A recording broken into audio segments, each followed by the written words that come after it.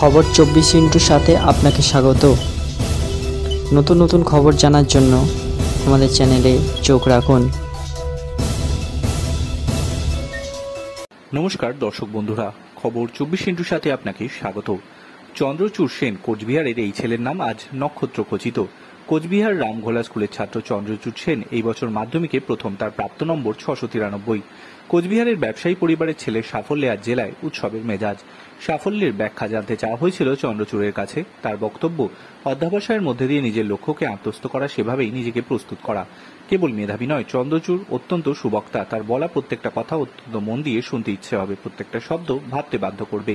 সকাল থেকেই চন্দ্রচূড়ের বাড়িতে ছিল একটা উৎকণ্ঠা। প্রথম 10-এ যে ছেলে থাকবেই তা নিশ্চিন্ত ছিল, কিন্তু উৎকণ্ঠা ছিল স্থান নিয়ে। চন্দ্রচূড়ের বাবা ব্যবসায়ী, মা বরাবর ঘর আর ছেলের পড়াশোনা সামনে এসেছেন। সকাল থেকে চন্দ্রচূড়ের বাবা মা টিভির সামনে বসেছিলেন। চন্দ্রচূড় বলল, যখন প্রেস কনফারেন্স চলছিল আমি ঘরে ছিলাম না, দোতলায় চলে গিয়েছিলাম। যখন নামটা বলল তখন বাবা মাই আমাকে ডেকে আনে। আপ্লুত মুহূর্ত অবশ্যই। চন্দ্রচূড় জানায়, প্রথম 5-এ থাকবো এটা ভাবছিলাম। এটা অবশ্য আমার থেকেও বেশি যারা আমার ওপর প্রত্যাশী ছিলেন তারা ভাবছিলেন। যাই হোক, তাদের প্রত্যাশা বিফলে যায়নি, তাতে আমি আনন্দিত।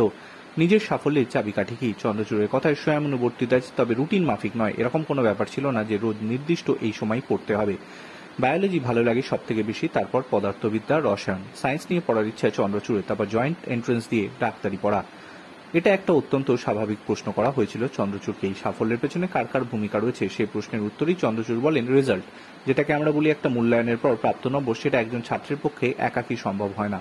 বাবা মা, আত্মীয় পরিজন, স্কুলের শিক্ষক, গৃহশিক্ষক, সকলের সম্মিলিত নিরলস অধ্যাবসায়ের প্রচেষ্টা, সবকিছুরই একটা ফলাফল হিসেবে ধরব এই সাফল্যকে। যদিও মাধ্যমিকই চূড়ান্ত নয়, আরও অনেক পথ চলা বাকি, তার জন্য নিজেকে প্রস্তুত করাই আমার অভীষ্ট। পড়াশোনা ছাড়াও আবৃত্তি চর্চা, গান, ড্রয়িং, গল্প, শিল্পকলার সঙ্গে জড়িত চন্দ্রচূড় আগামী প্রজন্মের জন্য। চন্দ্রচূড়ের পরামর্শ, কনসেপ্ট গ্রো করতে হবে, কেবল মুখস্থ করলে চলবে না। আমাদের ক্ষেত্রে প্রশ্নপত্র দেখলেই বোঝা যাবে অনেক কিছু কনসেপ্ট বেস ছিল। পাঠ্যপুস্তক খুঁটিয়ে পড়তে হবে, সঙ্গে সহায়িকা বইও রাখতে হবে। লিখে লিখে অভ্যাস করাকে গুরুত্ব দিতে হবে। কৌতূহল তোমাকে শেখাবে যে কি করে জিনিস জানতে হয়। সুতরাং জ্ঞান পিপাসাটাকে বাড়াতে হবে।